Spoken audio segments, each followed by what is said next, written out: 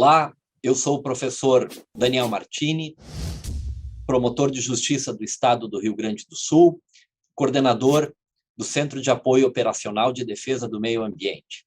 E hoje eu vou comentar aqui algumas questões de concurso público como forma de preparação para o concurso de promotor de justiça no Estado do Rio Grande do Sul, que é uma disciplina muito importante no nosso concurso. O Ministério Público do Estado do Rio Grande do Sul dá extrema importância para a matéria, para a defesa do meio ambiente, já que é uma das suas importantes atribuições constitucionais. E por isso eu recomendo, com muita veemência, o estudo do direito ambiental para a preparação para esse concurso público. Muito bem, vamos então às questões. E a primeira questão foi retirada exatamente do concurso público para o cargo de promotor de justiça no Ministério Público do Estado do Rio Grande do Sul, no ano de 2012. Considere o enunciado abaixo e as 5 propostas para complementá-lo. A Lei Complementar 140, de 8 de dezembro de 2011, regulamentou o artigo 23 da Constituição Federal. Ao tratar da delegação de competência, que se dá mediante convênio, estabeleceu às expressas exigências para que o ente federativo possa ser destinatário da execução de ações administrativas, caso em que o município deverá possuir 1. Órgão ambiental capacitado, 2. Conselho Municipal de Meio Ambiente, 3. Fundo Municipal de Meio Ambiente, 4. Plano Ambiental, 5. Plano Diretor.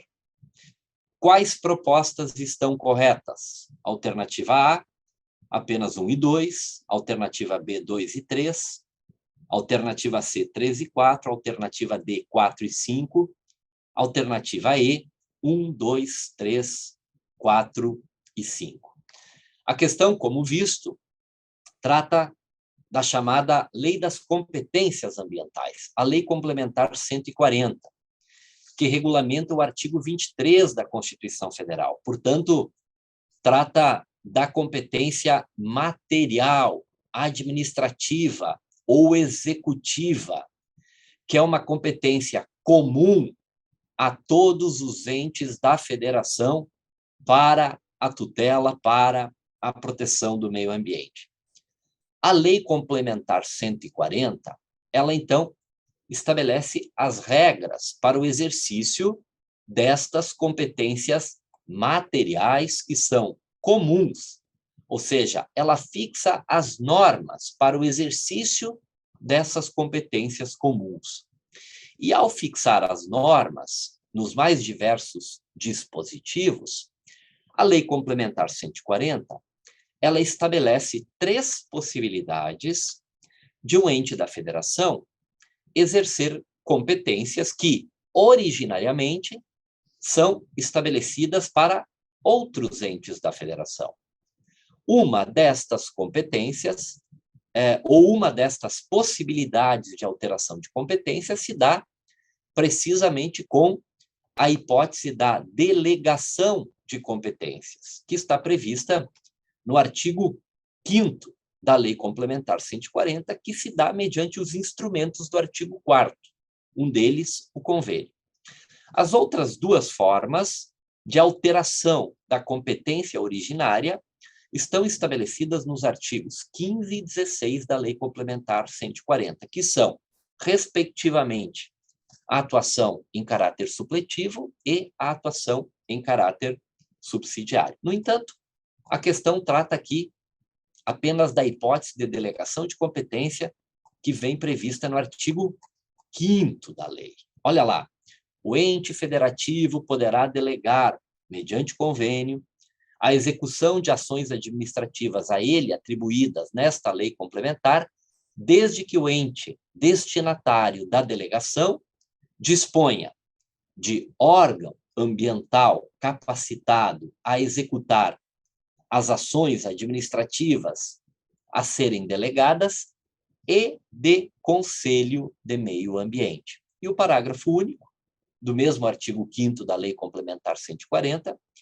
então, esclarece o que considera órgão ambiental capacitado para os fins do caput, estabelecendo que é aquele que possui técnicos próprios ou em consórcio, devidamente habilitados em número compatível com a demanda de ações administrativas a serem delegadas. Portanto, o artigo 5º da Lei Complementar 140 deixa muito claro que, para a hipótese de delegação de competência, basta que o ente destinatário da delegação, no caso, o município, possua órgão ambiental capacitado e também possua conselho de meio ambiente.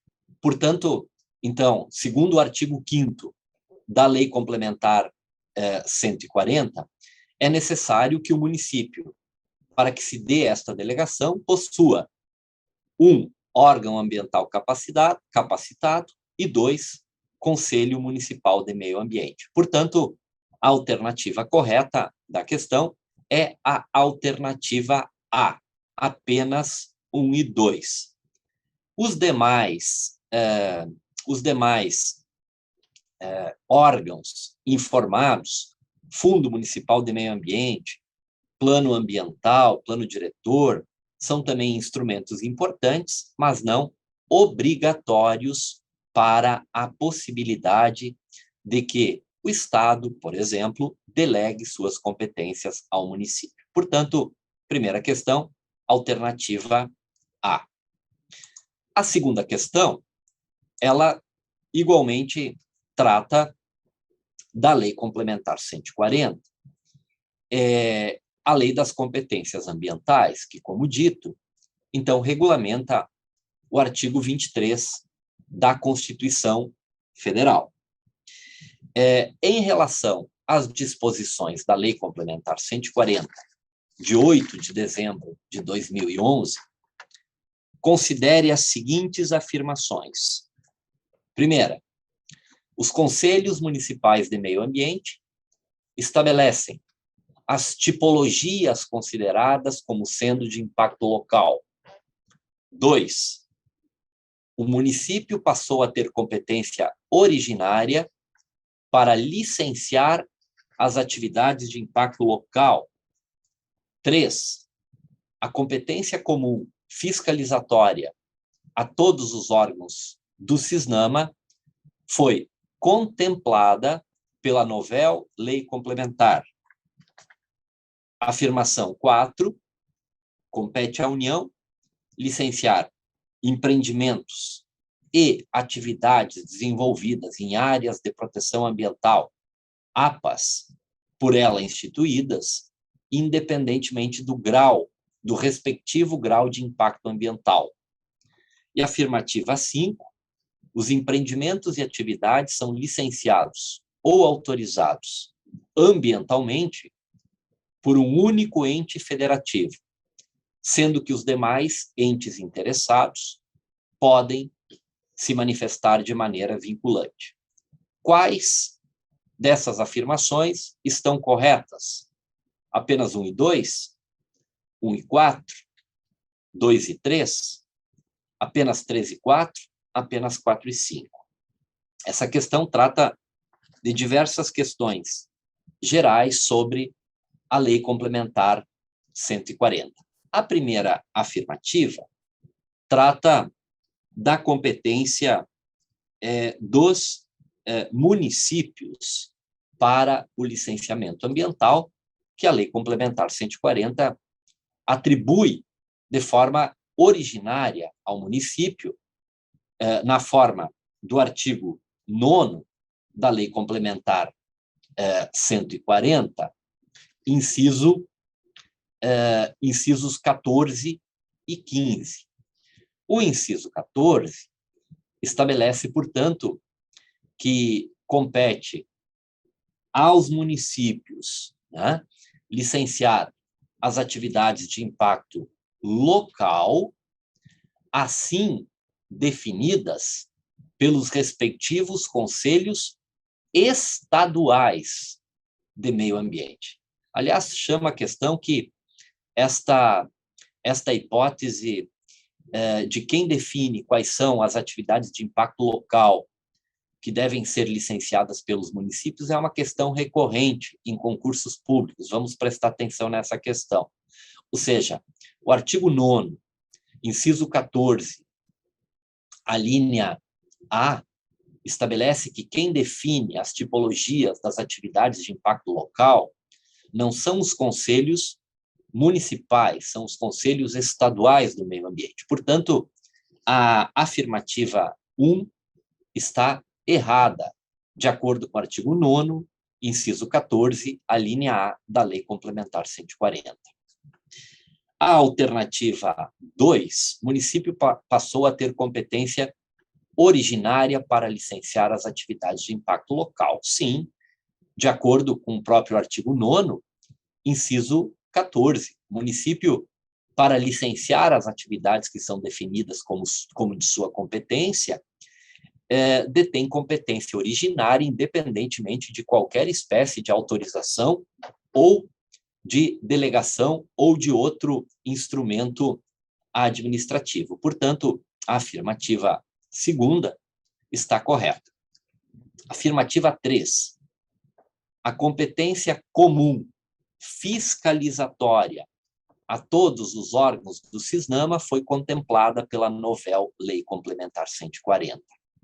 Atenção, enquanto que os artigos 7, 8 e 9 estabelece as regras para a competência licenciatória, o artigo 17 da Lei Complementar 140 estabelece as regras para a fiscalização ambiental.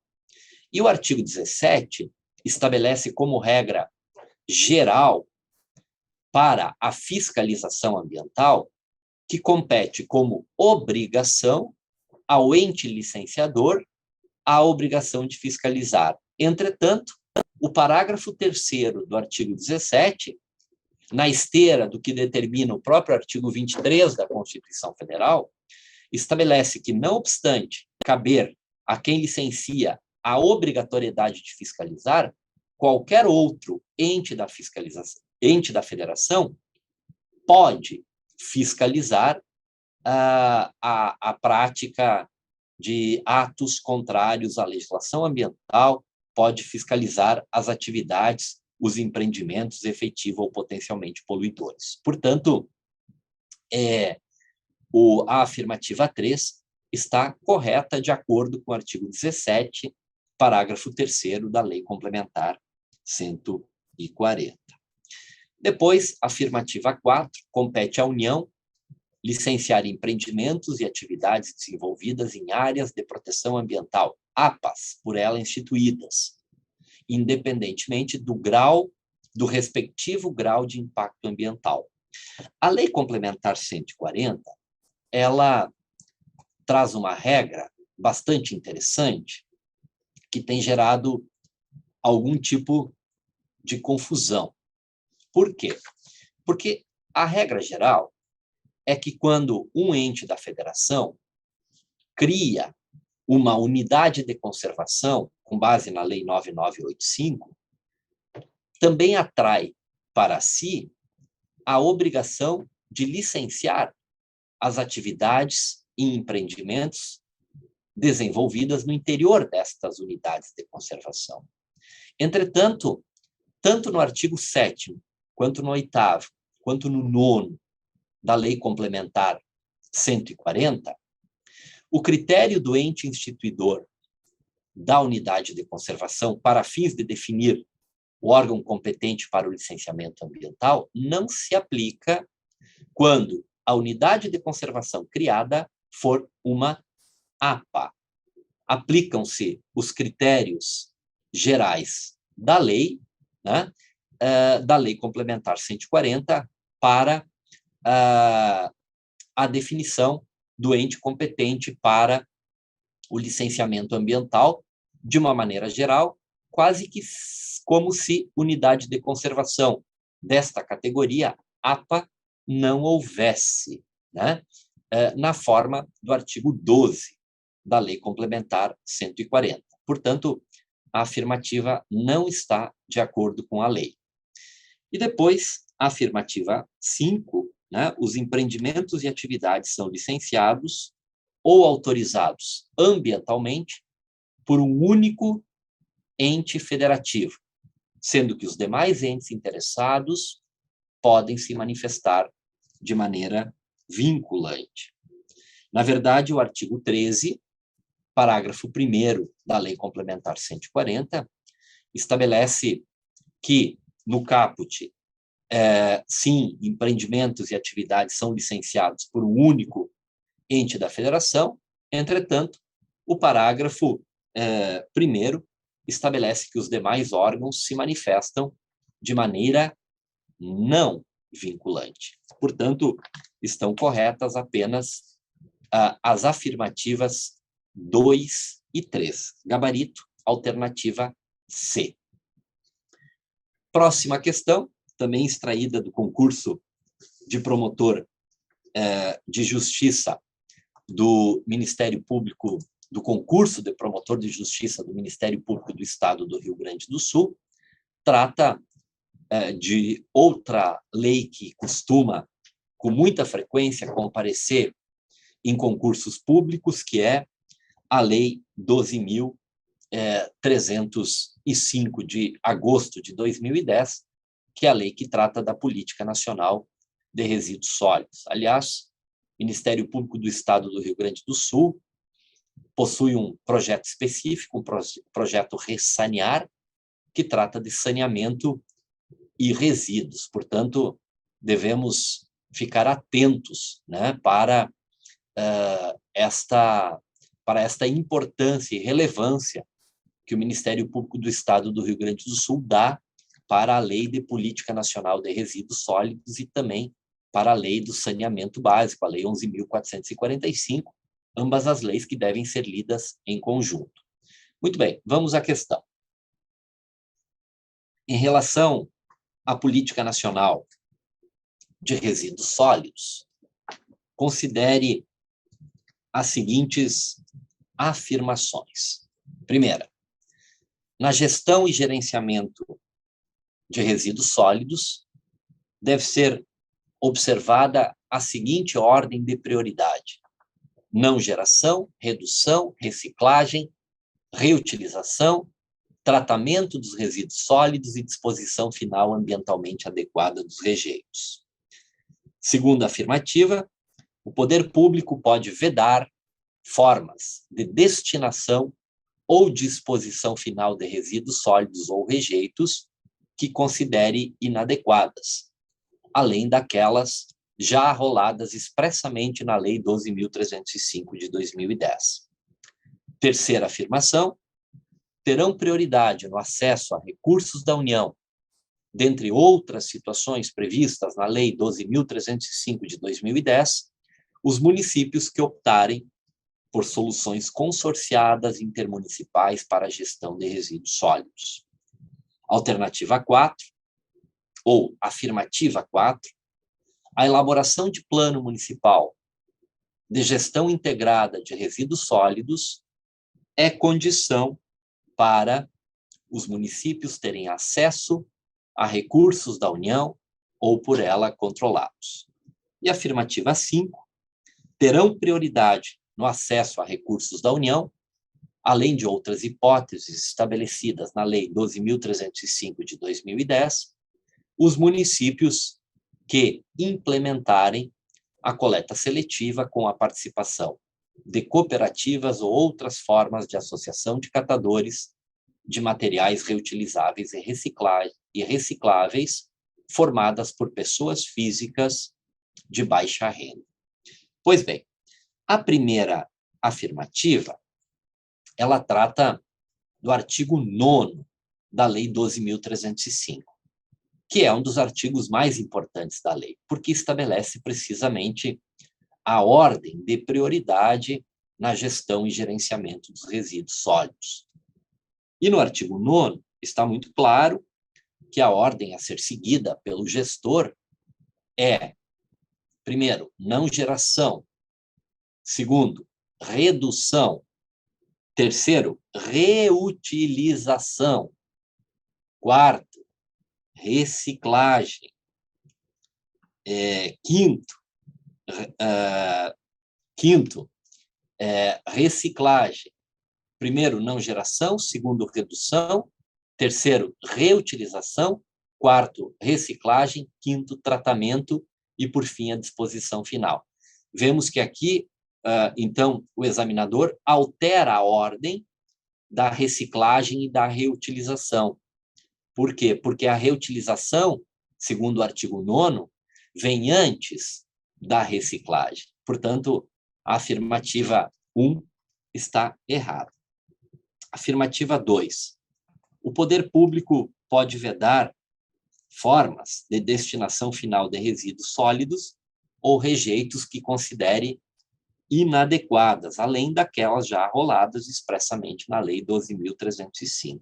Essa é uma disposição expressa da Lei 12.305, está lá no artigo 47, inciso 4º da Lei 12.305. Olha lá, são proibidas as seguintes formas de destinação ou disposição final de resíduos sólidos ou rejeitos. 4, outras formas vedadas pelo poder público.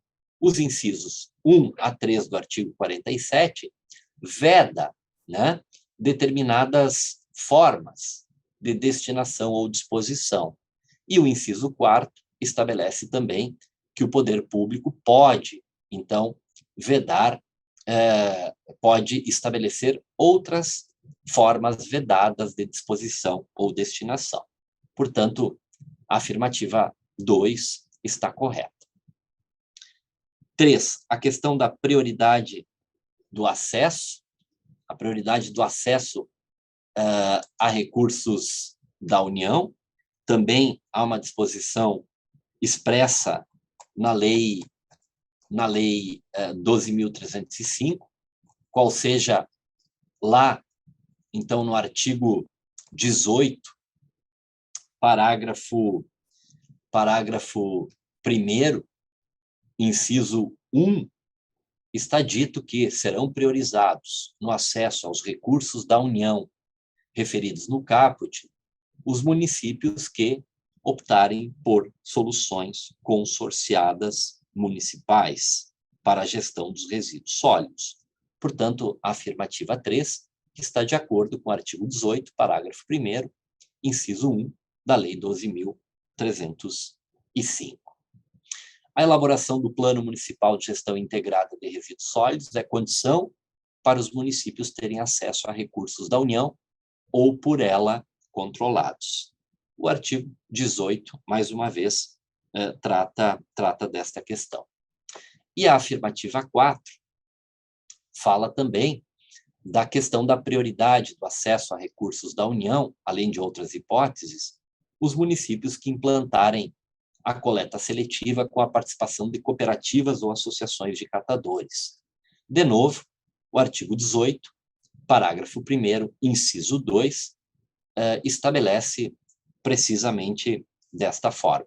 Portanto, também a afirmativa 5 está correta. Temos, então, como alternativa correta, o gabarito da questão, a alternativa D. Estão corretas apenas as afirmativas 2, 3, 4 e 5. A próxima questão, igualmente retirada do concurso de promotor de justiça do Estado do Rio Grande do Sul, trata da Lei 12.651 de 2012, que foi denominado de Novo Código Florestal Brasileiro. Aliás, uma outra lei que eu diria está dentre as 5 ou 10 leis mais importantes em direito ambiental, o Novo Código Florestal Brasileiro, então a Lei 12.651 de 2012, que, a bem da verdade, ela revoga o Código Florestal anterior e ela não cria um novo código. ela apenas dispõe sobre a proteção da vegetação nativa. Então, que fique muito claro, embora esta lei é apelidada de novo Código Florestal, esta lei, ela, de fato, ela não cria um novo código. Ela apenas dispõe sobre a proteção à vegetação nativa. Vamos lá. Assinale a afirmação correta acerca do Cadastro Ambiental Rural, CAR, à luz do novo Código Florestal, Lei 12.651 de 2012, com as alterações da Lei 12.727 e do Decreto 7830. Muito bem. Assinale, então, a afirmação correta. A inscrição no CAR é obrigatória para os imóveis rurais, exceto nos casos de pequenas propriedades e posses rurais familiares, em que a inscrição é facultativa. B. A inscrição no CAR tem natureza constitutiva e permanente. C. A adesão ao programa de regularização ambiental independe de inscrição do imóvel rural no CAR. D. O registro da reserva legal no CAR desobriga a averbação no cartório de registro de imóveis. E a alternativa E, uma vez registrada no CAR, fica vedada a alteração da destinação da reserva legal nos casos de transmissão ou de desmembramento, o que implica necessariamente imutabilidade e congelamento da área. Ora, a questão trata de uma importante inovação trazida pelo Código Florestal Brasileiro, que é a instituição do Cadastro Ambiental Rural na forma do artigo 9º da Lei 12.629, aliás, na forma do artigo 29º, artigo 29 da Lei 12.651. O Cadastro Ambiental Rural, então, é uma verdadeira fotografia da propriedade, em que se estabelece um sistema, se cria um sistema público chamado SICAR, em que todas as propriedades rurais devem estar inscritas e inseridas. Muito bem. A alternativa A da questão, ela traz uma faculdade, né? Digamos assim, ou uma exceção quanto à obrigatoriedade de inscrição de imóveis rurais no CAR para pequenas propriedades e posses rurais familiares. Esta não é uma exceção prevista na lei, tanto que o artigo 29, parágrafo 3º, simplesmente informa que a inscrição no CAR é obrigatória e por prazo indeterminado para todas as propriedades e posses rurais, independente de se tratar de uma pequena propriedade ou posse rural familiar. Portanto, a alternativa A não está correta. Alternativa B. A inscrição no CAR tem natureza constitutiva e permanente. Absolutamente não. Uma das ressalvas da lei, que vem estabelecida no parágrafo 2º do artigo 29, é que o cadastro não será considerado título para fins de reconhecimento do direito de propriedade ou posse. Tampouco elimina outras exigências previstas em lei. Portanto, a inscrição do imóvel no CAR, ela não tem natureza constitutiva. Alternativa C. A adesão ao programa de regularização ambiental independe de inscrição do imóvel rural no CAR. Ao contrário, o parágrafo 4º estabelece que é a inscrição do imóvel no CAR que dá direito à adesão ao programa de regularização ambiental. E a alternativa D informa que o registro da reserva legal no CAR desobriga a verbação no cartório de registro de imóveis. Esta hipótese da linha D, ela encontra respaldo no parágrafo 4º, né, em que,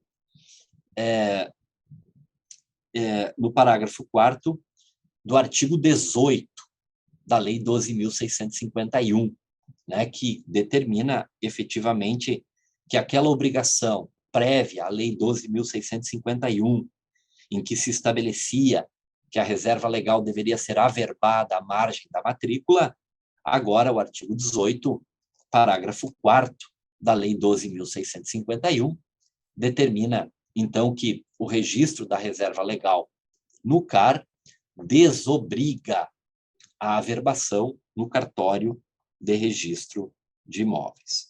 E a última alternativa, a linha E, estabelece que, uma vez registrada no CAR, fica vedada a alteração da destinação da reserva legal nos casos de transmissão ou desmembramento, o que implica necessariamente imutabilidade e congelamento da área, né?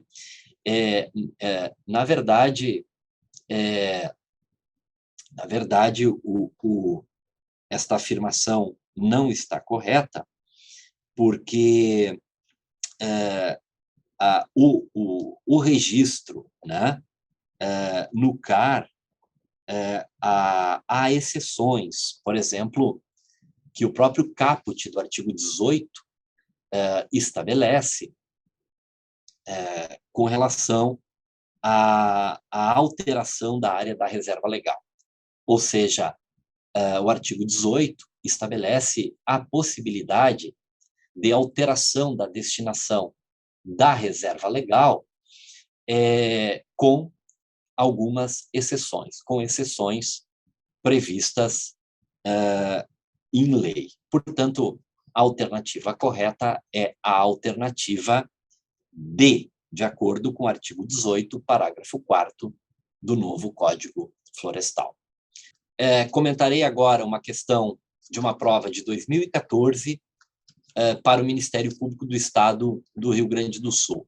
A questão versa sobre o novo Código Florestal, a Lei 12.651, que, aliás, lembro aqui que já apareceu, inclusive, no nosso comentário anterior, dada a importância desse tema no concurso público. Vamos à questão.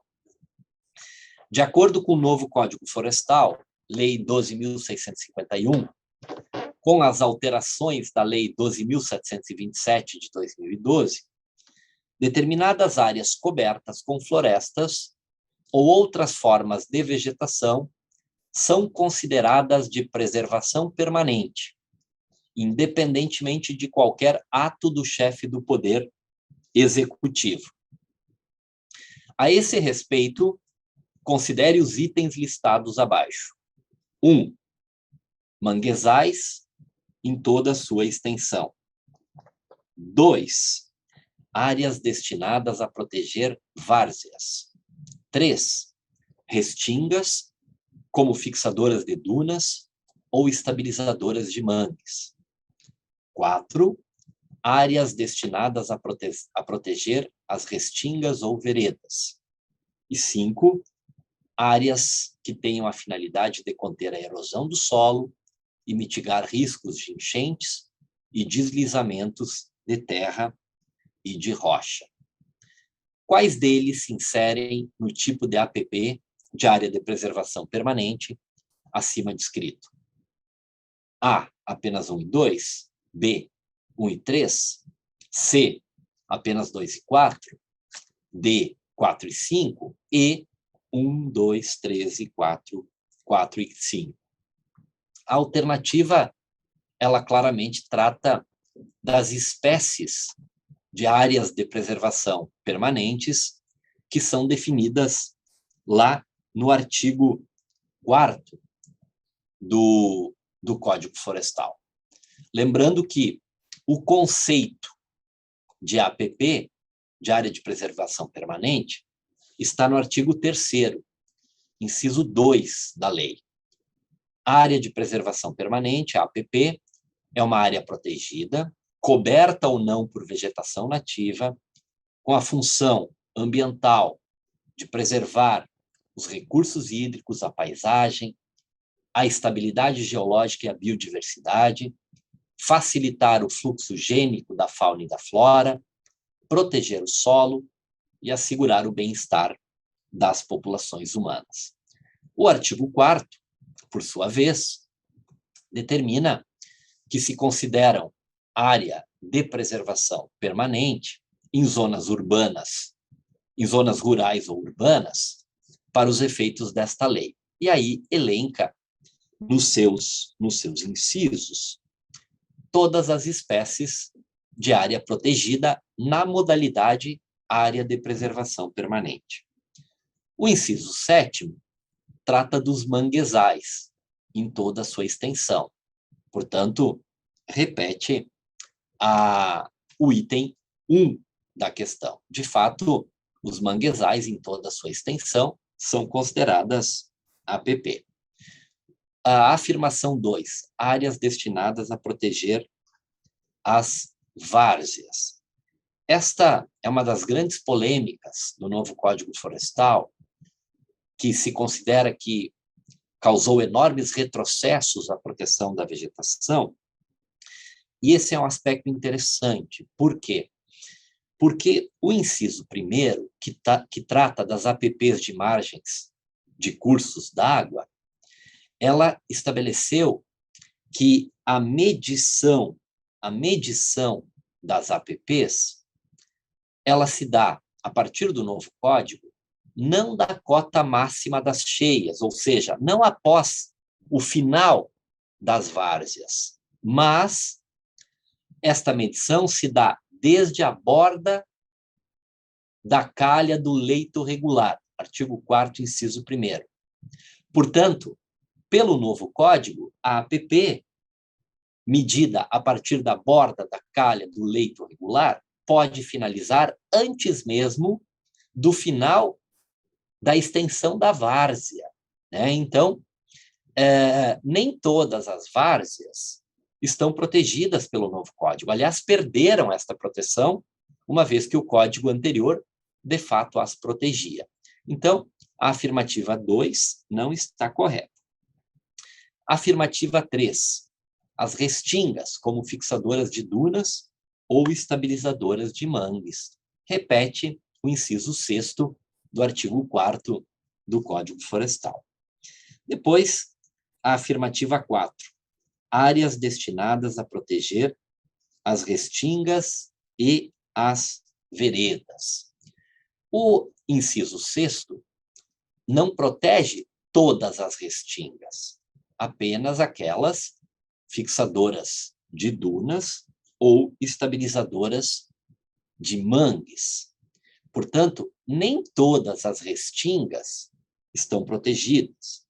E o mesmo acontece com as veredas, inciso 11 do artigo 4º. Nem todas as veredas estão protegidas. O inciso 11º estabelece quais e em que extensão. Portanto, a afirmativa 4 não está de acordo com a Lei 12.205, porque nem todas as áreas destinadas a proteger restingas e veredas estão protegidas. Afirmativa 5. Áreas que tenham a finalidade de conter a erosão do solo e mitigar riscos de enchentes e deslizamentos de terra e de rochas. Pois nem todas, né? O inciso 9, por exemplo, estabelece quais são as áreas protegidas, as áreas de topo de morro, as áreas de encostas, por exemplo, né, que estão protegidas, quais as áreas que têm uma declividade, uma inclinação, né?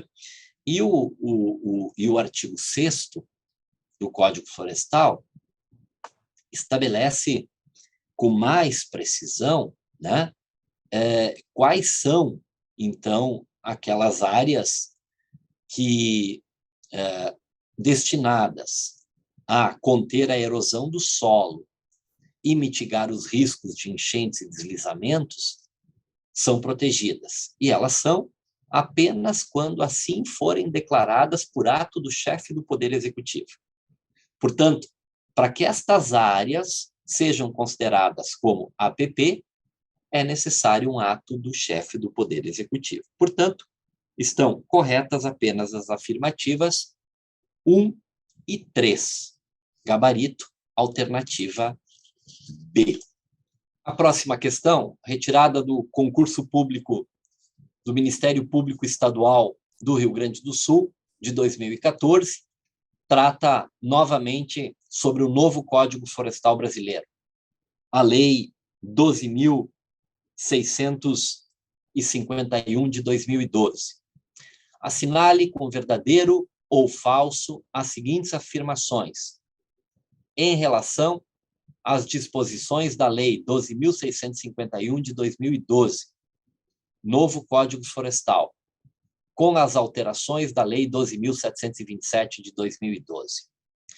Sob os aspectos jurídicos, político e notadamente científico, é possível afirmar que as inovações trazidas pelo novo Código revelam que este é mais protetivo ao ambiente do que o revogado.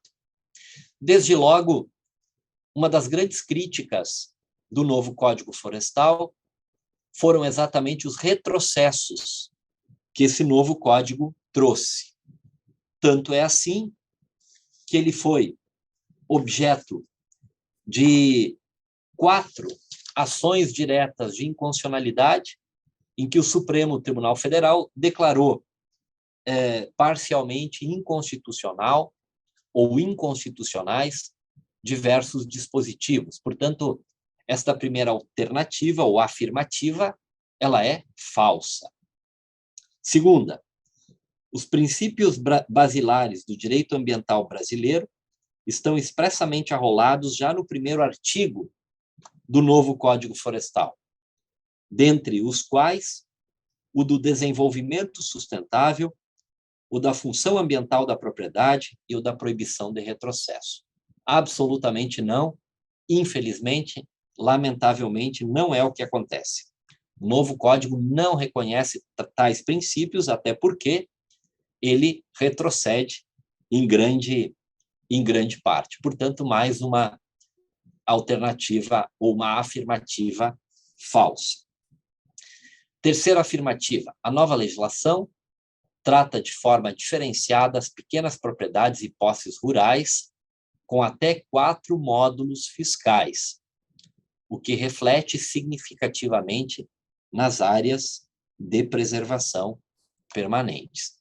Esta afirmativa está de acordo com o artigo 61A, parágrafos 1º a 3º do novo Código.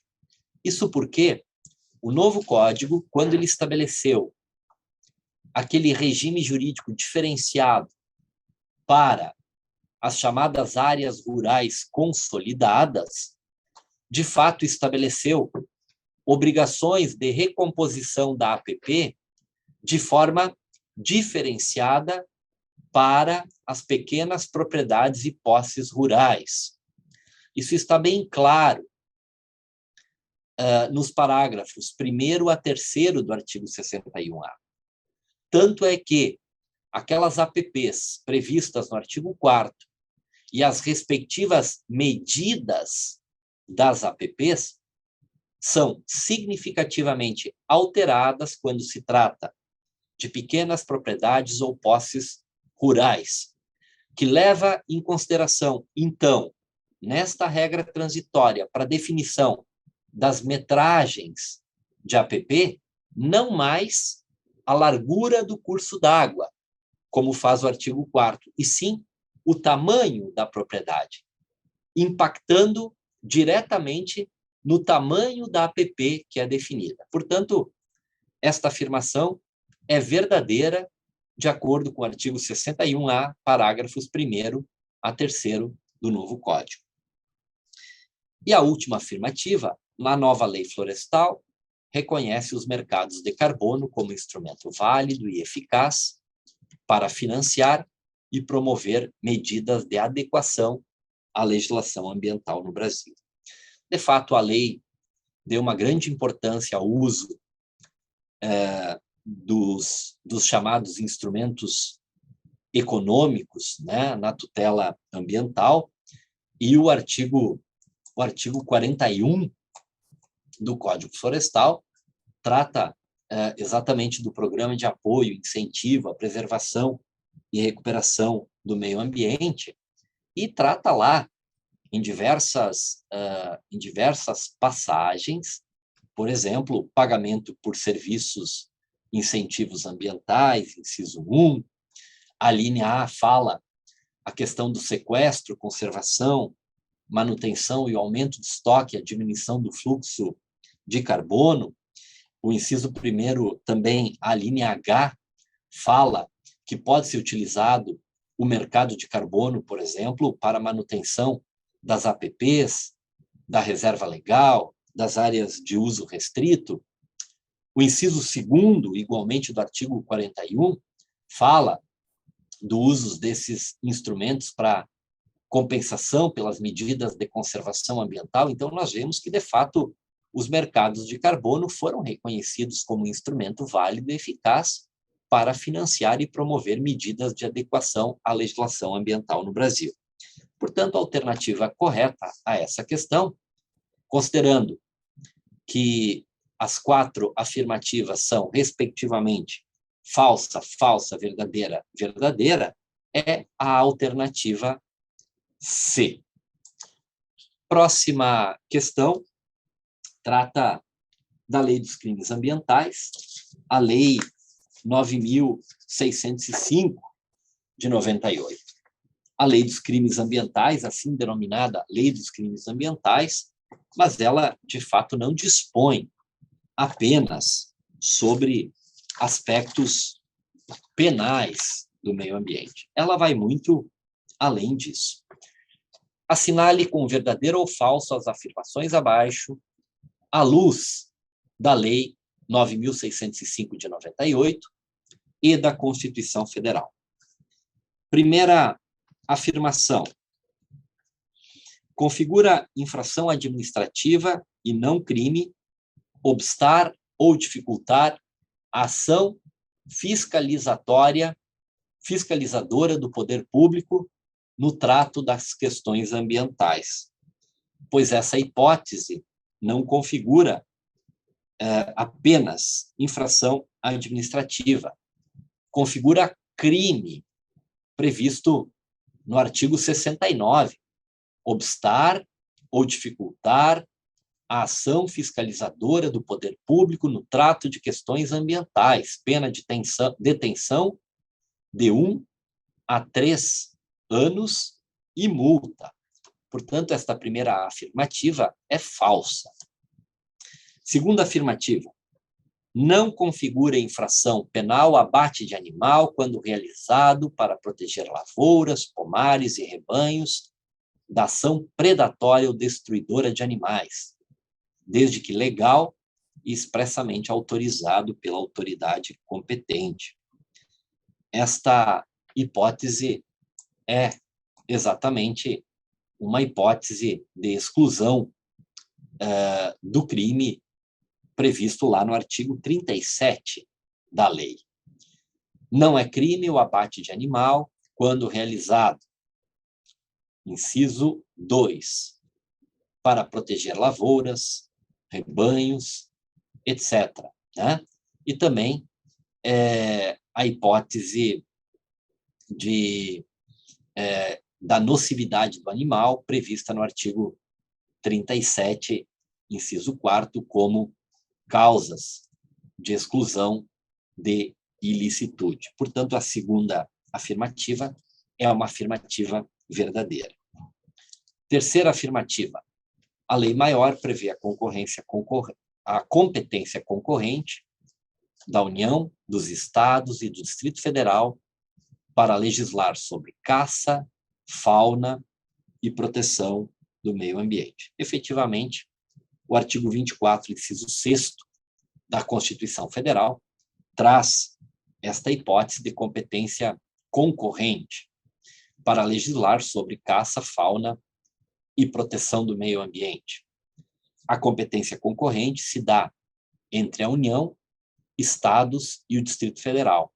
E está excluído no artigo 24 a competência dos municípios, que, no entanto, ela pode decorrer da chamada competência supletiva, prevista no artigo 30 da Constituição Federal. No entanto, como decorre do artigo 24, inciso 6º, para legislar sobre caça, fauna e proteção do meio ambiente, a competência é concorrente da União, dos Estados e do Distrito Federal e do município, apenas em caráter supletivo. Então, a afirmativa é verdadeira. E a última afirmativa, já comentei ao falar da segunda afirmativa, né, o abate de animal nocivo não é crime, desde que é reconhecido como tal pelo órgão competente. É uma outra hipótese de exclusão de ilicitude, previsto no artigo 37, inciso 4º da Lei 9.655. Portanto, a alternativa correta é a alternativa E, falso, verdadeiro, verdadeiro e verdadeiro. A próxima questão, concurso Ministério Público do Estado do Rio Grande do Sul, de 2017, reaplicação da prova, trata novamente do Código Florestal Brasileiro. Veja como o concurso do Ministério Público do Estado do Rio Grande do Sul trabalha com muita ênfase com a Lei 12.651 de 2012. É claro que temos agora um outro examinador, né, que tem um viés mais voltado para a questão do direito fundamental ao ambiente, artigo 225, mas também do viés urbanístico, igualmente do meio ambiente. Vamos à questão. Nos termos da Lei Federal 12.651, especificamente no que tange ao regime de proteção das áreas de preservação permanente, assinale a alternativa incorreta. O regime de proteção das APPs vem definido nos artigos 7º a 9º da lei. Vamos às alternativas, lembrando que o examinador requer que se assinale a incorreta. Alternativa A, a intervenção ou a supressão de vegetação nativa em área de preservação permanente somente ocorrerá nas hipóteses de utilidade pública, de interesse social ou de baixo impacto ambiental. Alternativa B, a supressão de vegetação nativa, protetora de nascentes, dunas e restingas, somente poderá ser autorizada em caso de utilidade pública. Alternativa C, a intervenção à supressão de vegetação nativa em área de preservação permanente de que tratam os incisos 6 e 7 do caput do artigo 4º da lei, poderá ser autorizado, excepcionalmente, em locais onde a função ecológica do manguezal esteja comprometida para execução de obras habitacionais e de urbanização, inseridas em projetos de regularização fundiária de interesse social, em áreas urbanas consolidadas, ocupadas por população de baixa renda. Alternativa D, o proprietário da área, possuidor ou ocupante a qualquer título, tendo ocorrido supressão de vegetação situada em área de preservação permanente, é obrigado a promover a recomposição da vegetação, ressalvados os usos autorizados previstos nesta lei, vedada a transmissão da obrigação ao seu sucessor. E a alternativa E é permitido o acesso de pessoas e animais às áreas de preservação permanente para a obtenção de água e para a realização de atividades de impacto ambiental. Ora, segundo o regime jurídico das APPs, previsto no artigo 7º a 9º do Código, a regra é que toda a vegetação situada em APP, ela deve ser mantida pelo proprietário. E se ocorreu a supressão, deverá haver a recomposição da vegetação, ressalvados determinados usos autorizados e previstos na lei. E esses usos autorizados, em determinadas hipóteses, são usos que vão desde as hipóteses de utilidade pública, as hipóteses de interesse social ou de baixo impacto ambiental, que estão arroladas no artigo 3º da lei. No entanto, essas hipóteses são excepcionais, né? Elas são hipóteses excepcionais, que devem ser, inclusive, apenas aquelas previstas na lei. Então, isso nos permite concluir que a regra da APP é a manutenção da vegetação. No entanto, isso não implica dizer que esta vegetação ou que a própria área de preservação seja uma área intocável. Claro que não. Há hipóteses que a própria lei autoriza a intervenção. A questão demanda assinalar a alternativa incorreta, né? A primeira alternativa, a alternativa A, é uma alternativa que está de acordo com o artigo 8º da lei, justamente que excepciona aquelas hipóteses em que pode ocorrer a supressão de vegetação nativa em APP. O caput do artigo 8º, então, está de acordo com a alternativa A. A alternativa B fala que, na hipótese de supressão de vegetação protetora de nascentes, dunas e restingas, somente pode ocorrer a supressão nas hipóteses de utilidade pública. Essa alternativa B está de acordo com o parágrafo 1º do artigo 8º da lei.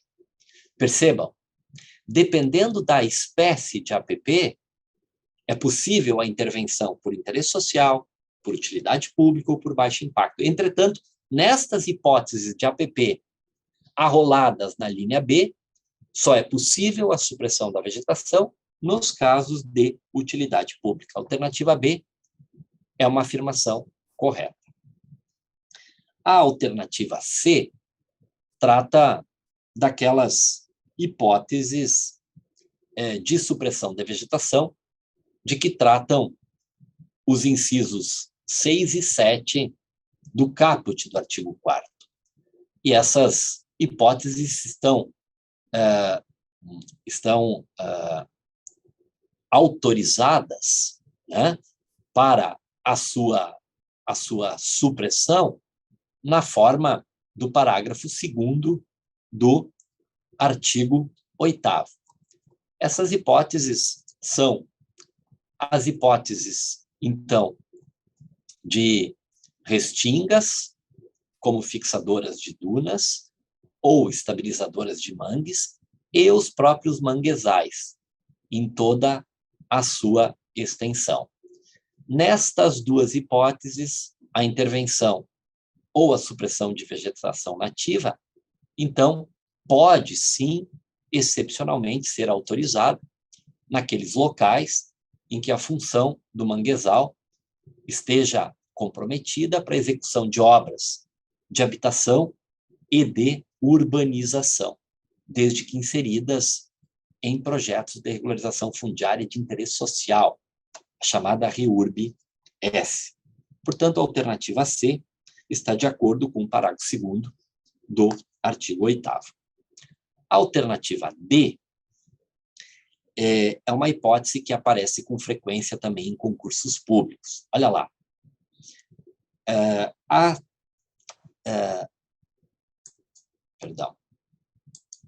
alternativa D, então, fala que o proprietário da área, possuidor ou ocupante a qualquer título, tendo ocorrido supressão de vegetação situada em APP, é obrigado a promover a recomposição da vegetação. Até aqui, perfeito, né? Ressalvados os usos autorizados previstos nesta lei. Já vimos que há hipóteses em que é autorizada a intervenção em APP. Vedada a transmissão da obrigação ao seu sucessor, pois o parágrafo 2º do artigo 7º justamente estabelece que a obrigação de recompor as áreas onde houve a supressão é uma obrigação real, é uma obrigação propter rem, é uma obrigação que, além de ter natureza real, ela é, portanto, transmitida ao sucessor na propriedade em caso de transferência. Portanto, a alternativa D está incorreta, já que não apenas não é vedada a obrigação, como decorre de lei esta obrigação que deve ser assumida pelo novo proprietário de recuperar, então, ou promover a recomposição das áreas onde houve a supressão. E a alternativa E é permitido o acesso de pessoas e animais às áreas de preservação permanente para obtenção de água e para a realização de atividades de baixo impacto ambiental. É o artigo 9º da lei. Portanto, a alternativa correta é a alternativa. O gabarito da questão é a alternativa D, já que é a única afirmação incorreta de acordo com a Lei 12.651 de 2012, o Código Florestal. Prosseguindo na nossa gravação de comentário de questões de concurso público para o cargo de promotor de justiça na disciplina do direito ambiental, vamos analisar agora uma outra questão que trata da Lei Federal 12.651, conhecida como Novo Código Florestal Brasileiro. No que tange a delimitação da área de reserva legal, disciplinada na Lei Federal 12.651 de 2012, é incorreto afirmar que os empreendimentos de abastecimento público de água e tratamento de esgoto não estão sujeitos à constituição de reserva legal. B. Não será exigido reserva legal relativa às áreas adquiridas ou desapropriadas por detentor de concessão, permissão ou autorização para exploração de potencial de energia hidráulica, nas quais funcionem empreendimentos de geração de energia, subestações, ou sejam instaladas linhas de transmissão e de distribuição de energia elétrica. C. Não será exigido reserva legal relativa às áreas adquiridas ou desapropriadas com o objetivo de implantação e ampliação de capacidade de rodovias e ferrovias. Alternativa D, a supressão de novas áreas de floresta ou outras formas de vegetação nativa após a implantação do Cadastro Ambiental Rural, CAR, apenas será autorizada pelo órgão ambiental estadual integrante do Sistema Nacional do Meio Ambiente, o SISNAM, e se o imóvel estiver inserido no mencionado cadastro, ressalvado o previsto no artigo 30 da Lei Federal 12.651 de 2012. E alternativa E, o poder público estadual poderá, nos casos da alínea B, 35% do imóvel situado em área do cerrado, do inciso 1º do artigo 12 da Lei 12.651, ouvido o Conselho Estadual de Meio Ambiente, reduzir a reserva legal para até 50%, quando o Estado tiver zoneamento ecológico e econômico aprovado e mais de 65% de seu território ocupado por unidades de conservação da natureza de domínio público, devidamente regularizadas e por terras indígenas homologadas. Pois essa questão trata de outra espécie de área protegida criada pelo Código Florestal Brasileiro, que é a chamada área de reserva legal. Essa área de reserva legal tem o seu conceito no inciso 3 do artigo 3º do Código. Se trata de uma área localizada no interior de uma propriedade ou posse rural, delimitada nos termos do artigo 12, com a função de assegurar o uso econômico de modo sustentável dos recursos naturais do imóvel rural, auxiliar a conservação e a reabilitação dos processos ecológicos e promover a conservação da biodiversidade, bem como o abrigo e a proteção da fauna silvestre e da flora nativa. Esse é o conceito legal de área de reserva legal, a sua finalidade e uma informação importante. Esse instituto, como área protegida, se aplica apenas aos imóveis rurais e não aos imóveis urbanos. Pois, vamos ao comentário das alternativas, lembrando que o comando da questão requer que se assinale a afirmativa que estiver incorreta, ou seja, em desacordo com o disposto no Código Florestal. Pois, além do conceito de área de reserva legal, o seu regime jurídico, a sua delimitação está a partir do artigo 12. Né? O parágrafo 6º do artigo 12 estabelece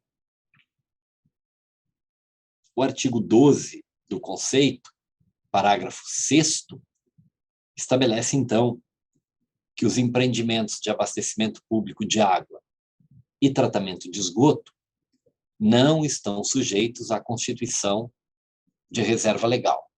Então, a alternativa A está absolutamente de acordo com o artigo 12, parágrafo 6º. O parágrafo 7º do artigo 12 da lei repete exatamente a alternativa B, que, portanto, está correta.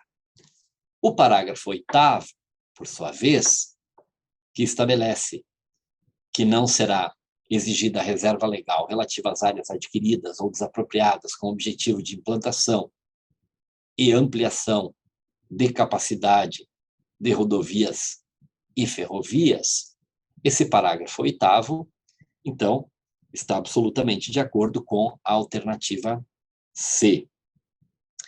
E a linha D está de acordo com o parágrafo, então, 3º do artigo 12 da lei, né?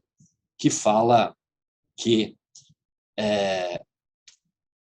após a implantação do CAR, a supressão de novas áreas de floresta ou outras formas de vegetação nativa apenas será autorizada pelo órgão ambiental estadual integrante do CISNAMA se o imóvel estiver inserido no mencionado cadastro, ressalvado o previsto no artigo 30. Então, a linha D, a alternativa D, está de acordo com o parágrafo 3º do artigo 12. E a linha E, ela altera, de algum modo,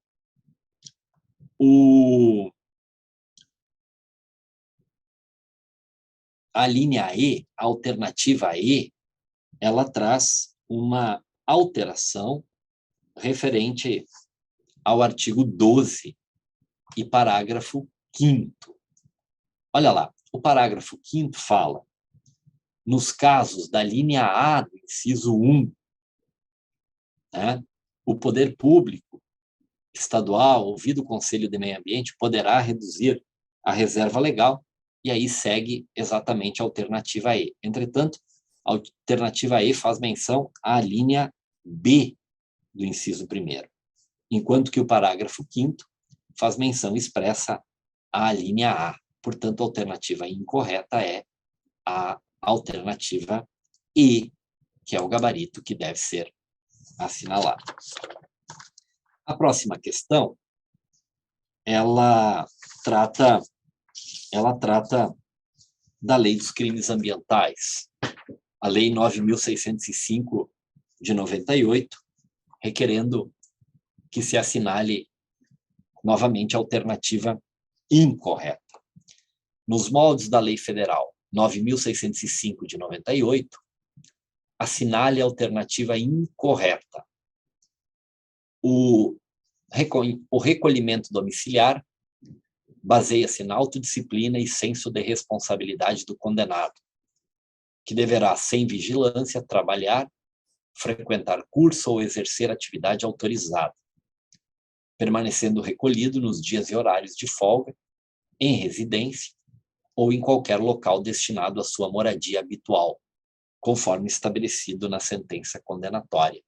Aqui nós estamos tratando da aplicação da pena e das respectivas penas fixadas. Aqui é uma pena do recolhimento domiciliar estabelecida especificamente para a pessoa física, já que a lei traz também as penalidades aplicáveis às pessoas jurídicas a partir do artigo 21.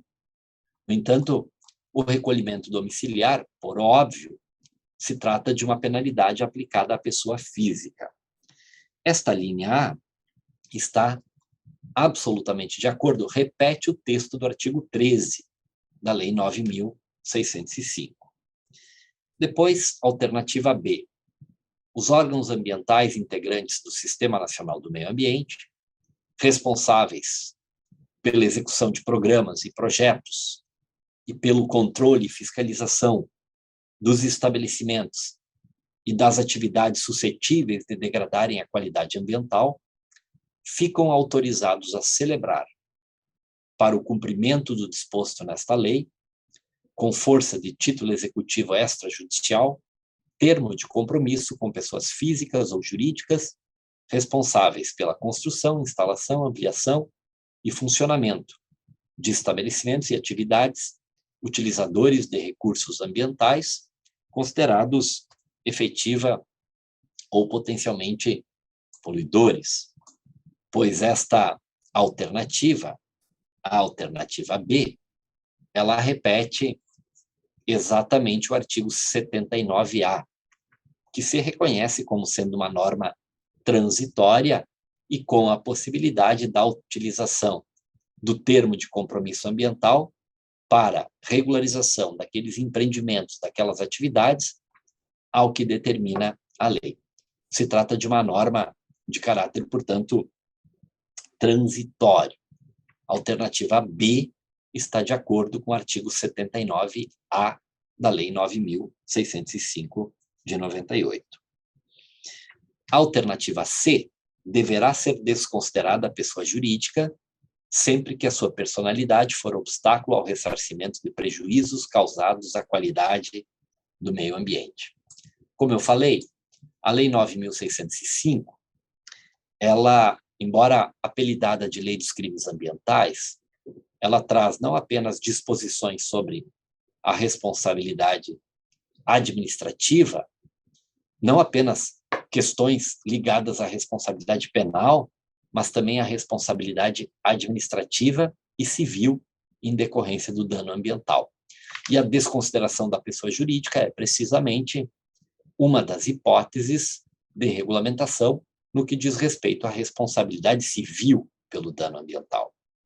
E aqui, a alternativa C fala precisamente da figura da desconsideração da pessoa jurídica. Entretanto, o artigo 4º da lei fala em poderá ser desconsiderada a pessoa jurídica, enquanto que a alternativa C, que está incorreta, portanto é o gabarito, fala em deverá ser desconsiderada. Enquanto que a lei, ela traz uma faculdade, ou seja, poderá ser desconsiderada. Portanto, a alternativa C é uma alternativa incorreta, está em desacordo com o artigo 4º da Lei 9.605 de 98. A alternativa D fala da pena de multa, né? A multa como pena criminal, não como pena administrativa, será calculada segundo os critérios do Código Penal. Se revelar-se ineficaz, ainda que aplicada no valor máximo, poderá ser aumentada até 3 vezes, tendo em vista o valor da vantagem econômica auferida. Repete precisamente o artigo 18 do Código. Então, a multa é fixada de acordo com os critérios do Código Penal, lembrando que o Código Penal prevê a possibilidade de triplicar a pena, levando em consideração a situação econômica do infrator. E aí o artigo 18 ainda estabelece que a pena pode ser novamente triplicada, levando em consideração agora o valor da vantagem econômica auferida. Portanto, a alternativa D é uma alternativa correta. A alternativa E nos traz aqui a figura do efeito extrapenal da condenação. A pessoa jurídica constituída ou utilizada preponderantemente com o fim de permitir, facilitar ou ocultar a prática de crime definido nesta lei, terá decretada sua liquidação forçada, seu patrimônio será considerado instrumento do crime e, como tal, perdido em favor do Fundo Penitenciário Nacional. Pois esta alternativa repete, então,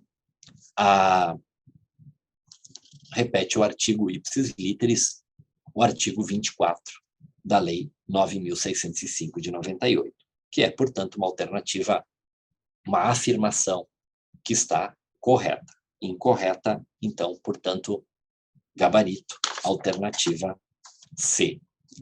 A próxima questão é uma questão que trata novamente sobre a lei que institui a Política Nacional de Resíduos Sólidos, a Lei 12.305 de 2010. O enunciado da questão requer, nos termos estabelecidos pela Lei Federal 12.305, que institui a Política Nacional de Resíduos Sólidos, que se assinale, então, a alternativa incorreta. Vamos às alternativas, portanto. Incumbe ao Distrito Federal e aos municípios a gestão integrada dos resíduos sólidos gerados nos respectivos territórios, sem prejuízo das competências de controle e fiscalização dos órgãos federais e estaduais, do Sistema Nacional do Meio Ambiente, SISNAMA, do Sistema Nacional de Vigilância Sanitária e do Sistema Unificado de Atenção à Saúde Agropecuária, bem como da responsabilidade do gerador pelo gerenciamento de resíduos consoante o estabelecido nesta lei.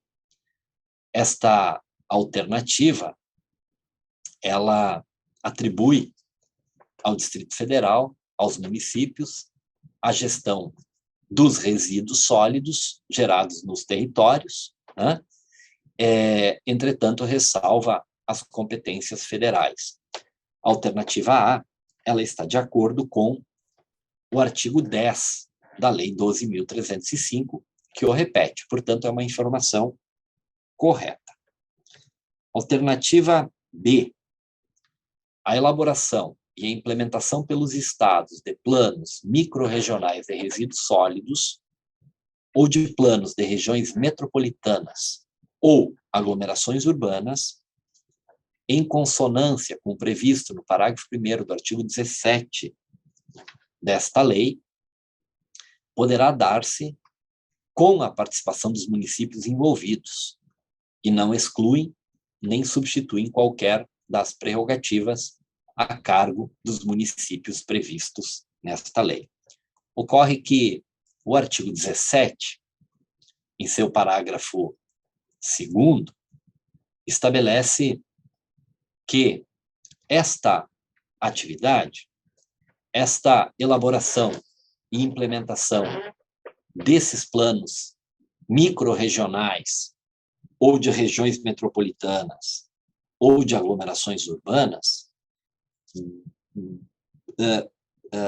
deverá dar-se, ou seja, dar-se-ão, diz a lei, obrigatoriamente com a participação dos municípios, e não, como consta na alternativa B da questão, e não poderá dar-se, mas sim dar-se-ão, ou seja, é obrigatória a participação dos municípios envolvidos. Portanto, a alternativa B está incorreta, porque ela estabelece uma faculdade, enquanto que o parágrafo 2º do artigo 17 da lei estabelece como obrigatória a participação dos municípios. Claro, não poderia excluir o município desta que é uma atribuição sua.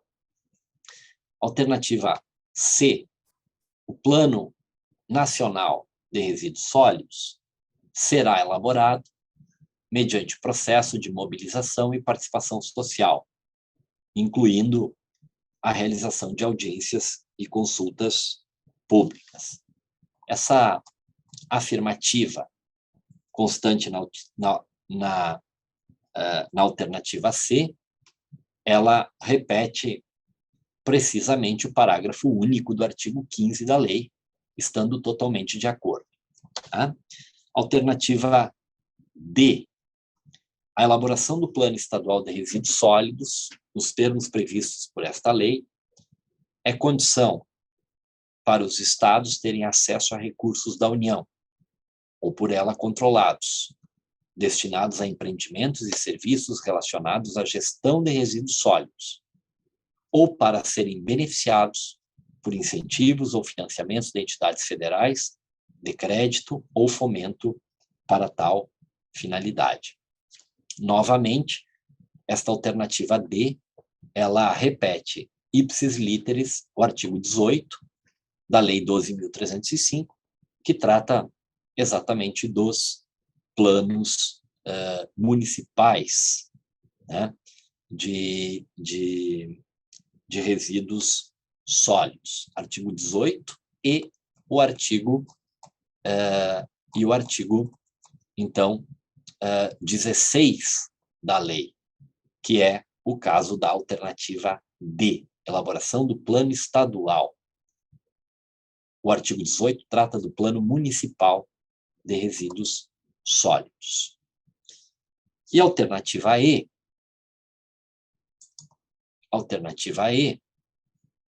a existência de plano municipal de gestão integrada de resíduos sólidos não exime o município ou o Distrito Federal do licenciamento ambiental de aterros sanitários e de outras infraestruturas e instalações operacionais integrantes do Serviço Público de Limpeza Urbana e de manejo de resíduos sólidos pelo órgão competente do Sistema Nacional do Meio Ambiente. Aqui nós temos, no que tange ao plano municipal, então, o artigo 19 e o parágrafo 4º desse artigo 19, então, repete a alternativa E. Portanto, a alternativa que não está de acordo com a lei é a alternativa B. Ainda, próxima questão, também retirada do concurso público para o cargo de promotor de justiça, mais uma questão tratando sobre o Código Florestal brasileiro, a Lei 12.651, de 2012. Assinale a alternativa que não está de acordo com o disposto na Lei Federal 12.651 de 2012 do Código Florestal. Aqui nós temos a parte dos conceitos da lei. Conceitos esses que estão no artigo 3º. O artigo 3º traz um rol dos conceitos mais importantes da lei. Primeiro, o conceito de área de preservação permanente, alternativa A.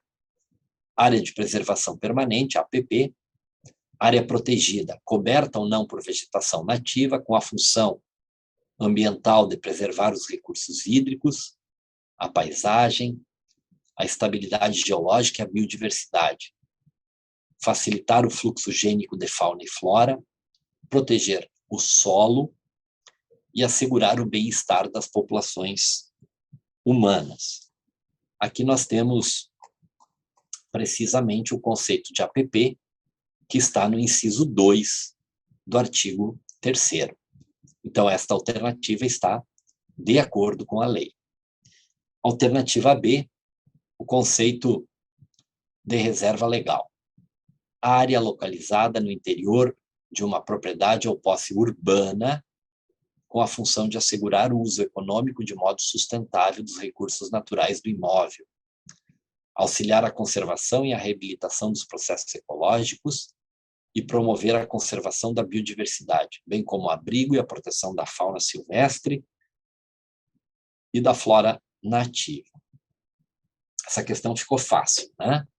Na medida em que a reserva legal ela é uma área localizada no interior de uma propriedade ou posse rural exclusivamente, enquanto que a APP se aplica tanto aos imóveis rurais quanto urbanos, as áreas de reserva legal se aplicam apenas aos imóveis rurais. Portanto, a alternativa B, que traz o conceito de reserva legal, que está no artigo 3º, inciso 3 da lei, aqui está em desacordo com o que dispõe a lei. Então, gabarito alternativa B aqui. Depois nós temos os conceitos de uso alternativo do solo, manejo sustentável e área verde urbana. Esses conceitos estão nos incisos 6, 7 e 20 do artigo 3º da lei. Uso alternativo do solo é a substituição de vegetação nativa e formações sucessoras por outras coberturas do solo, como atividades agropecuárias, industriais, de geração e transmissão de energia, de mineração e de transporte, assentamentos urbanos ou outras formas de ocupações urbanas. Nós temos aqui, de ocupação humana, perdão.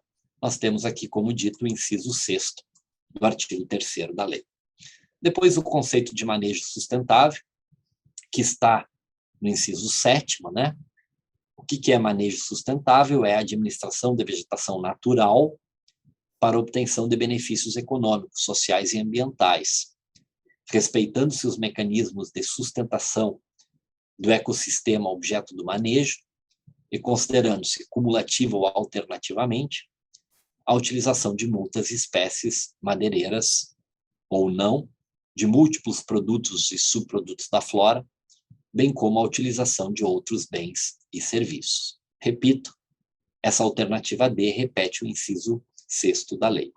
E depois, o conceito de área verde urbana, que está lá no inciso 20 do artigo 3º.